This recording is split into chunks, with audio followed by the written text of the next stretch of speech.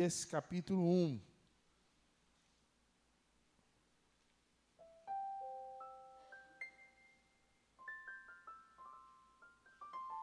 Profeta Isaías capítulo 1.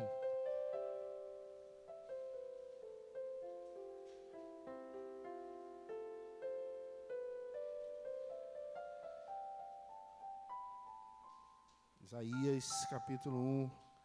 Eu quero ler somente os 2 primeiros versos com você, para que esse trecho seja a base da mensagem do Senhor ao nosso coração nessa noite. Visão de Isaías, filho de Amós, que ele teve a respeito de Judá e Jerusalém nos dias de Uzias, Jotão, Acais e Ezequias, reis de Judá.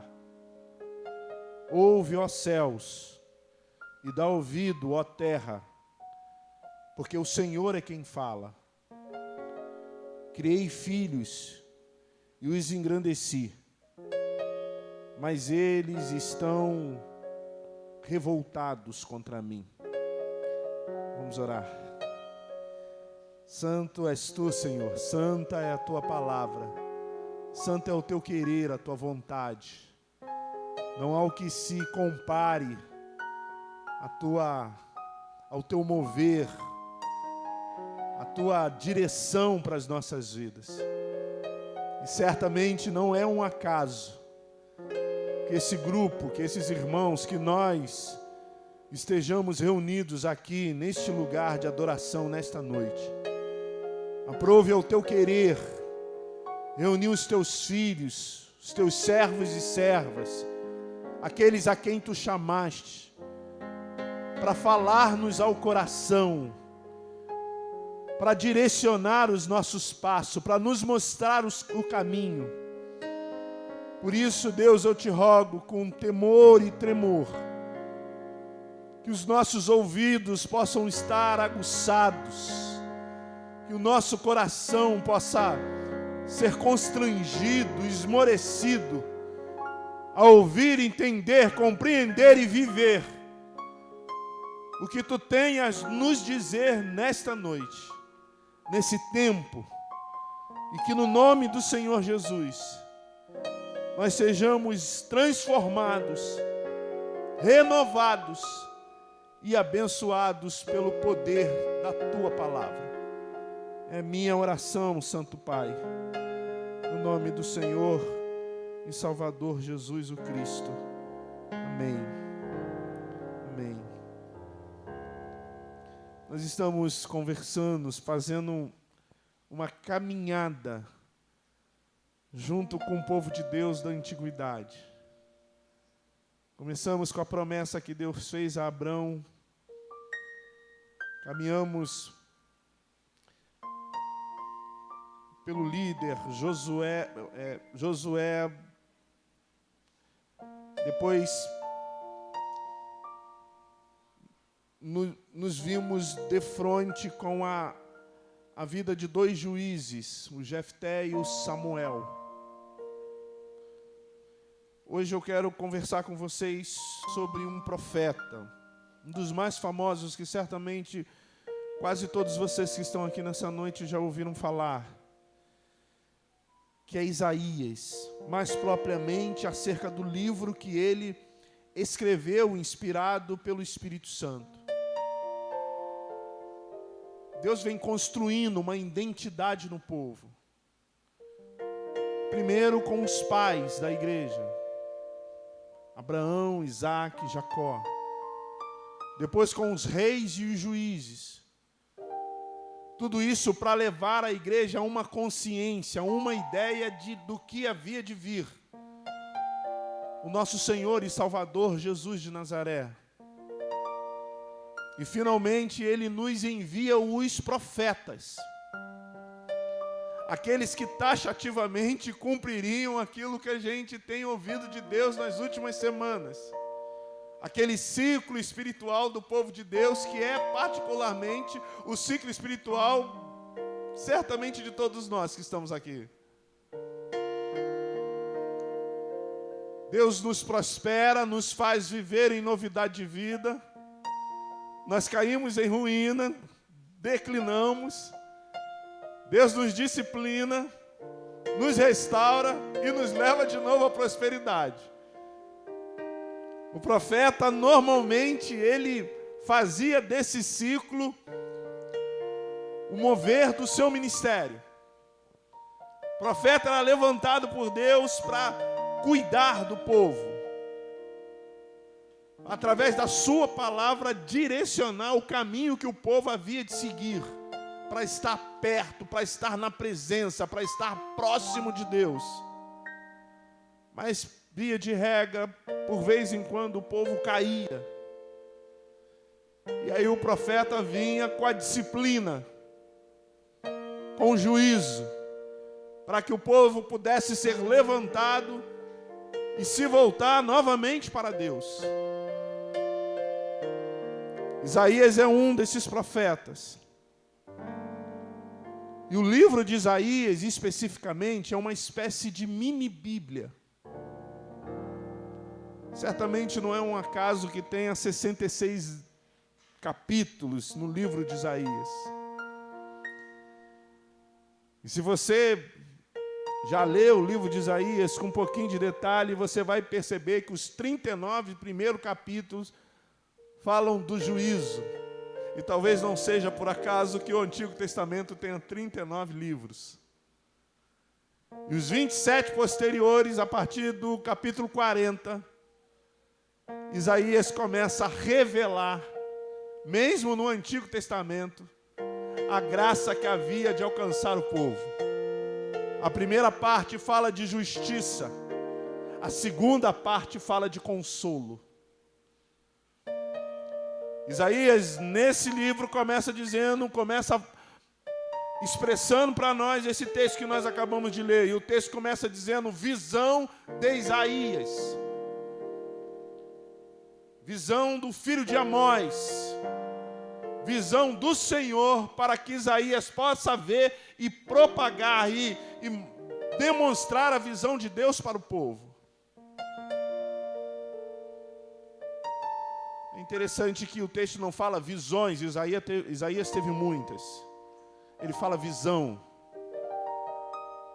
E a palavra que está no singular quer mostrar para nós que Isaías não está apenas revelando uma revelação. Ele está revelando uma experiência. Ele está dizendo para mim e para você, o que às vezes eu converso com os jovens. Eu digo para eles, eu queria muito ter a energia de vocês, o pulmão de vocês. Mas de maneira nenhuma, eu queria ter a cabeça de vocês. Como que isso não é possível, você ter um corpo de jovem, uma cabeça de gente experiente? Então eu fico como que eu estou. O que Isaías está dizendo aqui é dizendo assim, eu tive uma visão, eu tive uma experiência. E a experiência, meus irmãos, requer que você olhe o seu passado, o teu presente, para que você possa projetar o teu futuro. E eu quero compartilhar com vocês, diz Isaías, essa experiência a partir dos olhos do Senhor, para que vocês tenham os olhos abertos, para que vocês percebam a visão de um ângulo perfeito, para que nada distorça a sua visão a respeito de Deus, para que a tua mente possa, o teu entendimento possa abranger. Ou seja, Isaías está dizendo, eu quero vos passar consciência da relação de vocês com Deus, de quem vocês são, na presença do Deus Todo-Poderoso, e quem Deus é, nesse relacionamento estranho, do ser criado com o ser criador, com o ser divino, com o ser humano. com um ser comum, com um ser incomum, com um ser finito, uma relação com um ser infinito. Pode parecer normal, meus irmãos, mas essa relação é estranha. É como que você pegasse, eu já usei essa analogia, uma formiguinha e dissesse que a formiguinha é sua melhor amiga, que você queria tomar refeição com ela, que você queria passear com ela, que você queria fazer um combo de série com a formiguinha.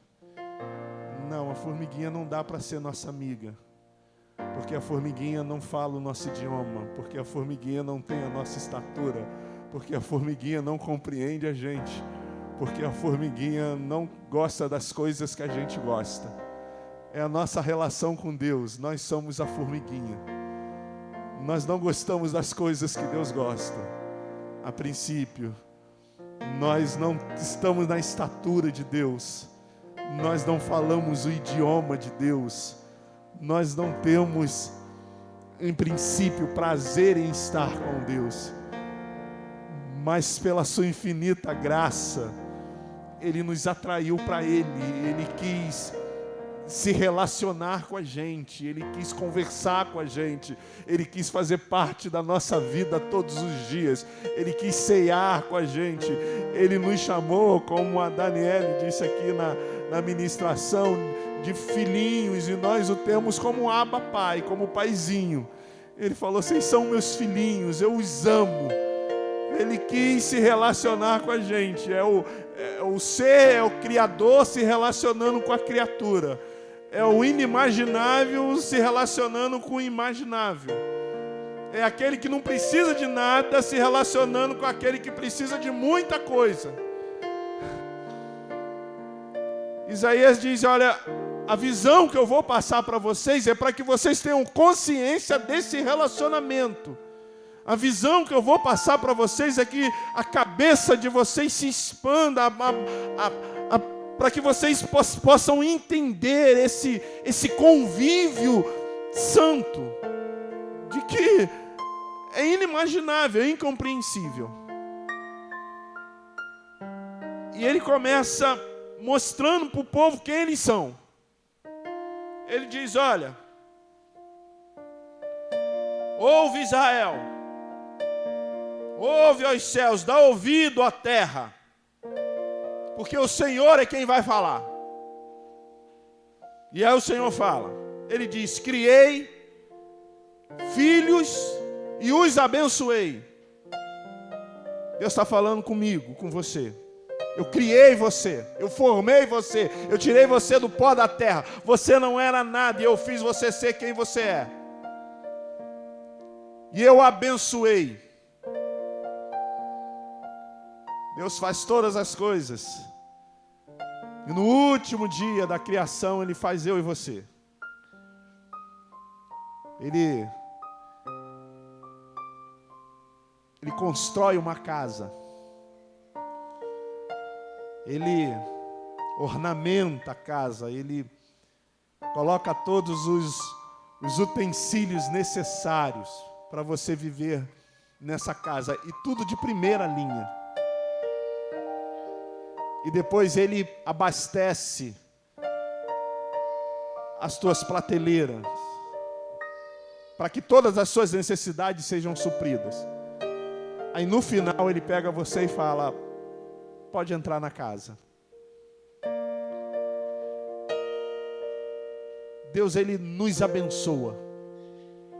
Todos os dias das nossas vidas, Deus nos abençoa, meus irmãos. Você recebe bênção de Deus. Por isso que nosso coração tem que ser grato diariamente. Ele diz: eu criei vocês e eu os abençoei. Eu construí a casa, decorei a casa e coloquei provimentos na casa para que você viva. Viva bem. Mas vocês se revoltaram contra mim. É um negócio diz, surreal. Eu fiz o bem para vocês, eu fui quem mais cuidei de vocês e ainda assim vocês viraram as costas para mim. Isaías está dizendo, sabe quem você é na relação entre você e Deus? Você é um pecador. Você é uma pecadora. Deus fez tudo para colocar riso nos teus lábios, para colocar felicidade na tua alma, e você não quis saber de Deus. Ao contrário, você fez tudo que Deus não queria que você fizesse.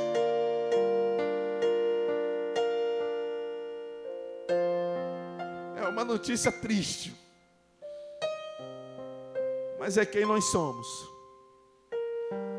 E porque nós nos tornamos, ou nos fizemos pecadores, nós nos tornamos perecíveis. Nós apodrecemos. Isso que Jesus veio dizer o seguinte, olha, porque todo aquele que nele crer, não vai perecer, porque vocês são perecíveis, vocês estragam, vocês ficam mal cheirosos. Porque vocês se abraçaram com o pecado. Vocês se abraçaram com a morte.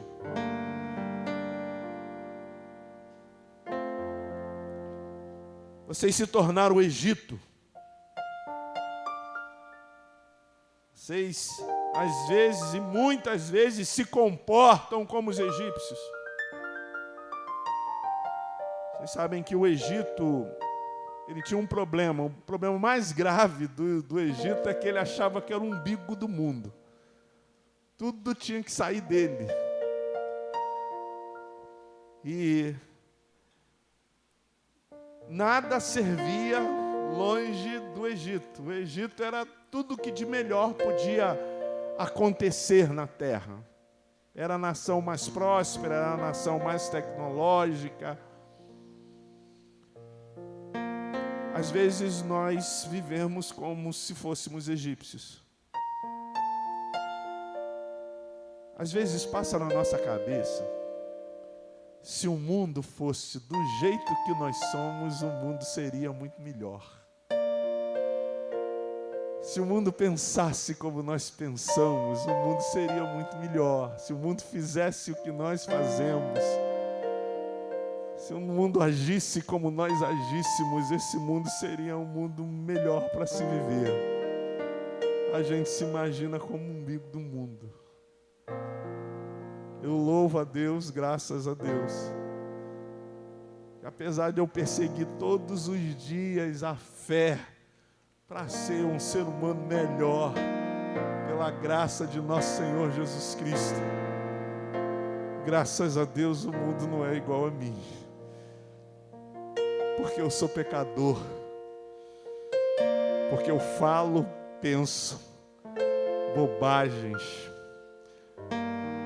porque eu careço da graça de Deus para existir, porque eu morri nos meus pecados e nos meus delitos, e a graça insondável, incompreensível e imerecida do Senhor me alcançou, e eu não sei explicar porquê. Mas uma coisa eu tenho certeza, que eu sou um pecador. E isso não me consola, me assusta. Mas quando eu olho para o lado, eu também não consigo ver nenhum justo sequer. Somente o Senhor da glória, aquele que morreu na cruz, que é suficiente para transformar, para redirecionar, para avivar, para voltar-me a dar vida. Nós somos pecadores, meus irmãos. E porque nós somos pecadores, e aí Isaías decorre nessa primeira fase do livro, principalmente nos 39 primeiros capítulos, ele diz a segunda coisa que é necessária, que é primordial você ter consciência, nós termos consciência disso, principalmente a igreja do Senhor. Você precisa de Deus. Você necessita de Deus. Não é uma opção para mim, para você. É questão de vida ou morte. É como em muitos eu tenho conversado com vocês sobre a geração ateísta. Essa geração que nós estamos é ateia. Mas como eu já conversei, há dois tipos: aqueles que são os ateus teóricos, aqueles que dizem, eu não acredito em Deus. Aí você pergunta, por que você não acredita em Deus? Porque não há como provar que Deus existe. É uma verdade. Não há como provar a existência de Deus. Se a criatura prova a existência do Criador, ele se torna no nível do Criador. Mas como diz o profeta Rafael aqui da igreja, nosso diácono, o fato de você não provar a existência de Deus não quer dizer que ele não existe. Só quer dizer que você não tem cabeça, conhecimento suficiente para provar que ele existe. O problema é exclusivamente teu, a sua ignorância, não de Deus, assim. Aí o sujeito disse, mas como é que pode o ser finito compreender o Deus infinito? Eu acho que não dá para compreender na sua essência mesmo, não. Assim. Mas dá para compreender aquilo que ele revelou. Não dá para entender isso. Não dá para viver esse ser incompreensível. Paulo, escrevendo a Romanos, diz que ele é insondável. Não tem como a nossa cabeça acompanhar quem ele é na sua essência. Mas tem um monte de coisa também que a gente nunca viu, não compreende, mas tem certeza que existe. Os nossos órgãos internos, por exemplo, eu creio que a maioria de nós nunca os viu. Mas a gente sabe que tem um coração aqui pulsando que irradia sangue para o nosso corpo. A gente nunca viu o nosso, pode ter visto dos outros. Na filosofia tem um tal de Sócrates, que é o pai da filosofia, que nunca deixou nada escrito. Ninguém sabe de fato que ele existiu, mas ele é o mentor da direção ideológica de todo mundo, de esquerda, de direita, de centro. É a filosofia socrática que direciona as ideologias de parte de toda a cultura do mundo. Mas a gente nem sabe se esse sujeito existiu. Então tem um monte de coisa que a gente não sabe que existe, que a gente não tem como comprovar, mas a gente vive. E aí tem uns caras querendo que prova a existência de Deus. Mas esse não é a pior fase do ateísmo, meus irmãos. A pior fase do ateísmo é aquele ateísmo prático. São aquelas pessoas que sabem da existência de Deus, que escutam as rádios gospels, mas vive como se Deus não existisse. Esse Isaías diz ao povo, vocês têm Deus nos lábios, mas não têm no coração, na alma. Vocês se comportam como os egípcios, vocês ficam dizendo o que os outros têm que fazer, como que os outros têm que viver. Vocês priorizam a doutrinar o outro, mas desconhecem o Deus das vossas vidas. Vocês apontam o erro de todo mundo, mas têm os olhos fechados para os seus próprios erros. Vocês dizem que todo mundo tem que fazer para se encontrar com Deus, mas vocês esqueceram de caminhar por esse caminho. Então vocês têm que ter um sentimento no coração, que vocês precisam de Deus, que vocês necessitam de Deus, que não há como viver sem Ele. Há como existir, mas existir, tudo à sua volta existe. Mas viver, somente aqueles que têm consciência de que Deus é antes do que eles fossem. E que vocês só são, porque primeiro Deus foi por vocês. Viver sem Deus é o ápice da soberba. É o ápice do egoísmo. Viver sem Deus é como olhar no espelho e dizer, eu te odeio. É inconcebível viver sem Deus. Mas não é somente crendo que Deus existe, é viver debaixo, sob o amor, a direção, a visão que Ele importa aos nossos corações. Mas eu quero, se você está com a sua Bíblia aberta ainda, que você passe uma página e vá no capítulo 2. Porque o capítulo 1, ele resume a primeira parte do livro de Isaías, que é juízo, que é justiça. Quer dizer para você que você é pecador, que você é perecível, e que você precisa de Deus, que você necessita de Deus. Mas a segunda parte está no início do capítulo 2, que diz assim, como o primeiro capítulo ele começa, palavra que em visão veio a Isaías, filho de Amós, a respeito de Judá e Jerusalém.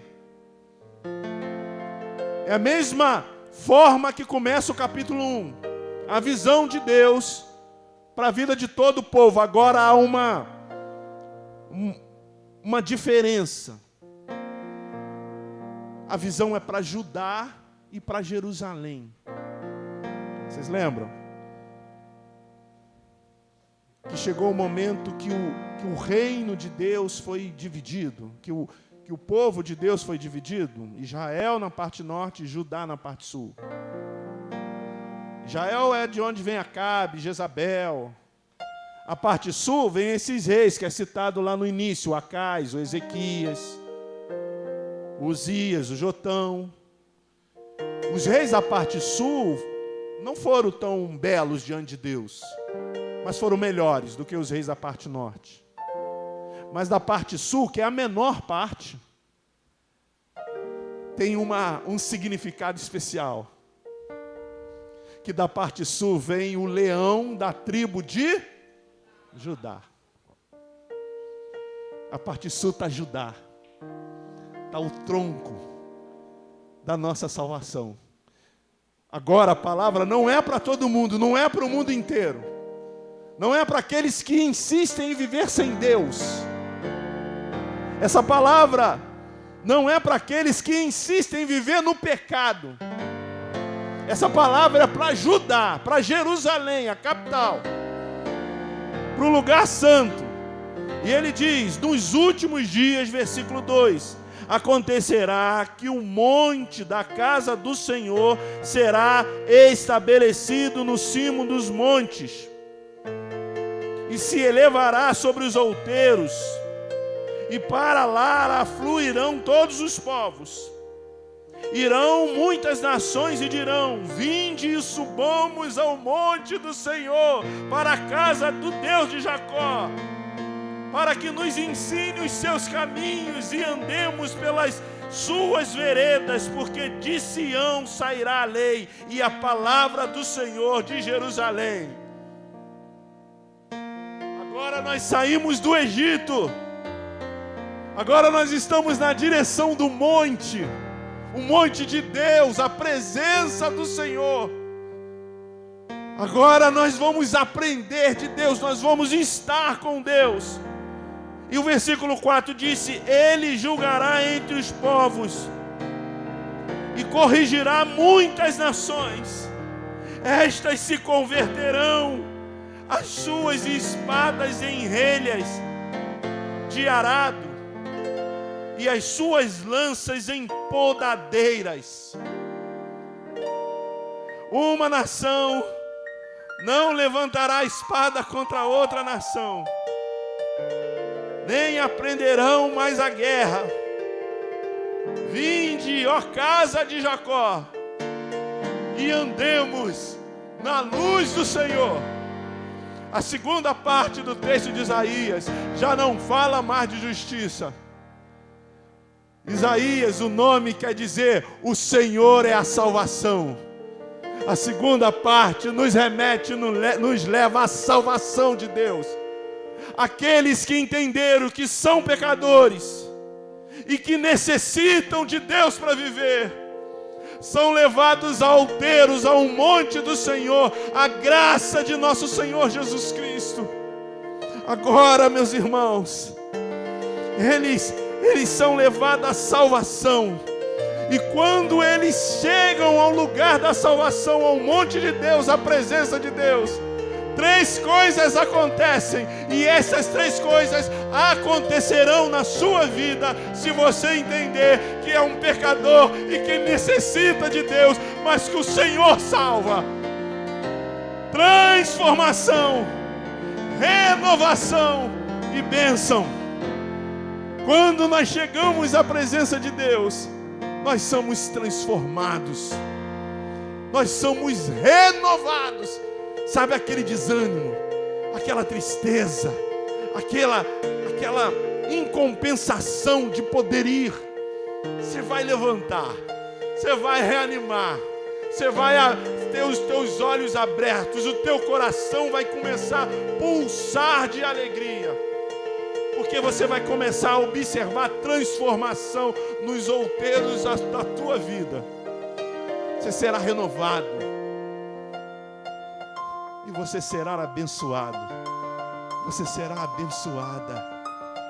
Porque o Senhor é a nossa salvação, meus irmãos. Mas tem que entender, tem que compreender que você é um pecador, uma pecadora e que precisa da graça de Deus para viver. E aí você vai se deparar com a salvação, com essa graça. Graça nós não merecemos. Vem. Eu quero convidar você a ficar em pé.